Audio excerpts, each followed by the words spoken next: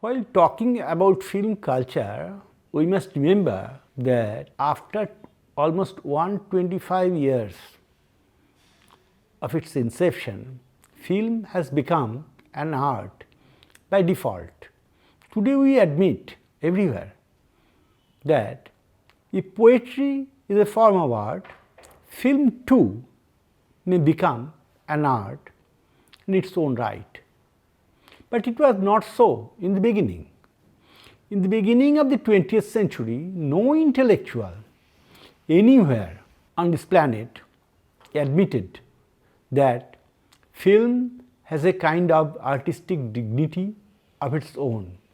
Say Maxim Gorky in the Soviet Union. He thought that film is a parade of lifeless black and white shadows.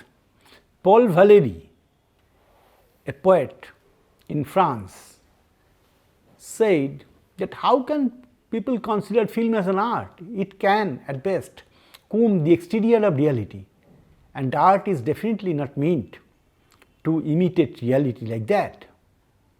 Situations was like this.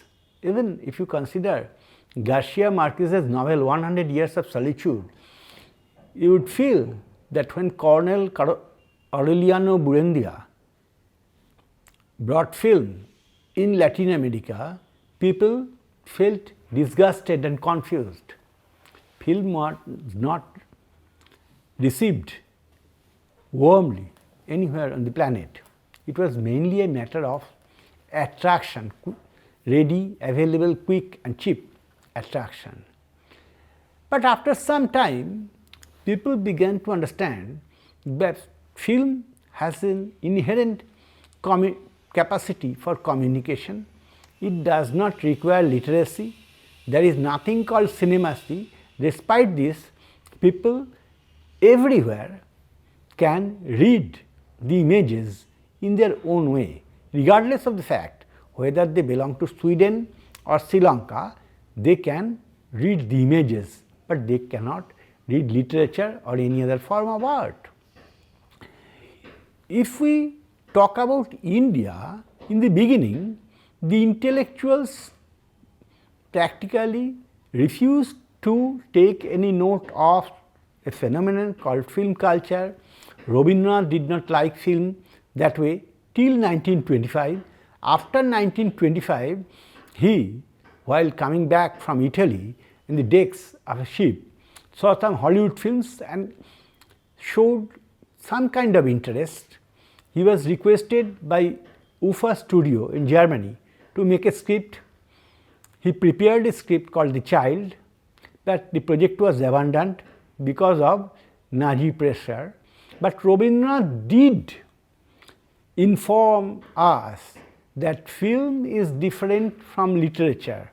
In a letter written to Murari Prasad Bhaduri, the younger brother of the famous playwright and dramatist Shishir Kumar Bhaduri, said that unless film gets freedom from literary bondage, there is no possibility that it would emerge as an art. It should have its autonomy. Words and images are different. This is a fundamental thing, and what we see that a kind of film culture is steadily growing from the 30s. For matter of information, we may say that the first film library in India was inaugurated by Abanindranath Tagore, the famous painter and teacher, during 1932. Narendra Dev, another literature, presided over the function. This scenario got a complete overhauling after independence, when a Congress government came at the center under the leadership of Pandit Jawaharlal Nehru, who had a clear socialist leaning.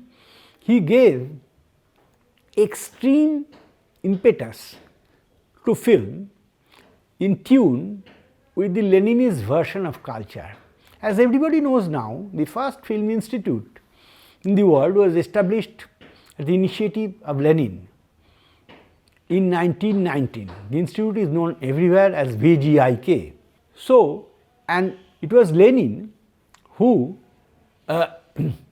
arranged a meeting of a group of filmmakers to make them feel that Soviet Union needs film because the message of socialism should reach the public at the earliest possible convenience.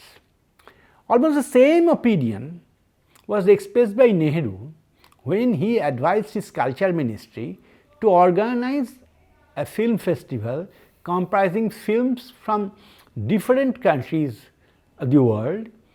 His fundamental aim was to have a cultural exchange between India and other parts of the world. The same thing was done when the first film festival of the world was inaugurated by Benito Mussolini in 1932 at Venice. Mussolini also had a clever manipulation of things. He thought that Italian fascism could be bought and sold via a film festival. In any case, when in India the film festival was organized, we got a chance to see films other than American movies. Although Frank Capra himself was present during the festival, in the festival lots of films were shown which were non-American, non-Hollywood films. I can name films like Bicycle Thieves, films like La Terra Trema, and films like Rome Open City, those iconic symbols of Italian neorealist cinema. What was Italian neorealist cinema? A cinema freed from the bondage of studio and expenditure, because during the end of Second World War, the Cinecittà studio, the largest studio in Italy, was bombed like anything. It was impossible to shoot within the studio. So people, filmmakers, went outside. Almost all the actors were driven outside the country. They flew to USA, and so non-actors were taken, like Lamberto Maggiorini, who played the role of the central protagonist in Bicycle Thief, never acted in a film or a theatre. He was a complete fresher and did havoc, a kind of magic, in his first film. This created a kind of message for Indian authors who had the experience of seeing these films. Two important visits happened. One, the internationally known Soviet filmmaker Pudovkin came to Kolkata, and he got a very warm reception from the IPTA circle. He explained the role of sound in cinema, and he was interrogated by a young film activist called Ritik Ghatak. It created much sensation among the young film enthusiasts. And secondly, Joe Renoir, son of Auguste Renoir, the famous painter and a filmmaker in his own right, came to Kolkata in connection with the making of River, a Hollywood project. Many film enthusiasts expressed their desire to cooperate Joe Renoir. They were not selected, but they were given permission to accompany him. Among these aspirants were Satyajit Ray, Subroto Mitro, Ramananda Sengupta, and others. Ramananda got a formal approval from Claude Renoir, the cinematographer, but others remained observers. But they were taught well. Joe Renoir could convince them that not any actor, not any ambience or any other thing, but light. Light is the central protagonist of any filmmaking. This is a lesson which Indian filmmaking would never forget.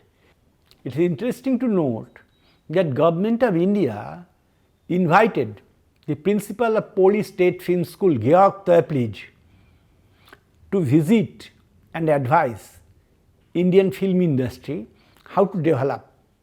And it is because of his advice and intervention that the government of India decided to establish a film institute, Pune Film Institute, and with the formal establishment of a film school in India, filmmaking got a different kind of exposure. In 1963-64, Ritik Ghatak joined the institute as a vice principal.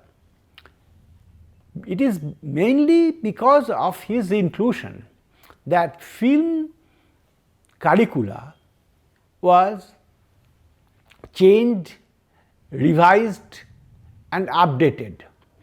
Because of this updation, Moni Kaul, Kumar Sahani, John Abraham, people like Adur Gopal Krishnan, a group of young and energetic people who had a different vision of film, joined the industry and could create different patterns of film in different parts of the country, in Hindi, in Malayalam, in Bengal. I would say that the state intervention in the filmmaking procedure in India has much to do with the spreading of film culture. Because of S.K. Patil's recommendation, Indira Gandhi, the then Prime Minister, in 1969 established FFC, Film Finance Corporation. And it is because of these institutions, Indian films got its second wave. All these films, namely Mrinal Sen's Bhuvansham, Rajinder Singh Bedi's Dastak, Shyam Benegal's Ankur, M.S. Sattu's Garm Hawa, all these films were made possible at the FFC labor grant release system. It is because of state initiative these films could travel elsewhere, and the second generation of Indian intellectuals got a kind of impetus. The festival circuit also were broadened in every province. Practically the regional governments, the state governments in our words, began to arrange a festival of their own.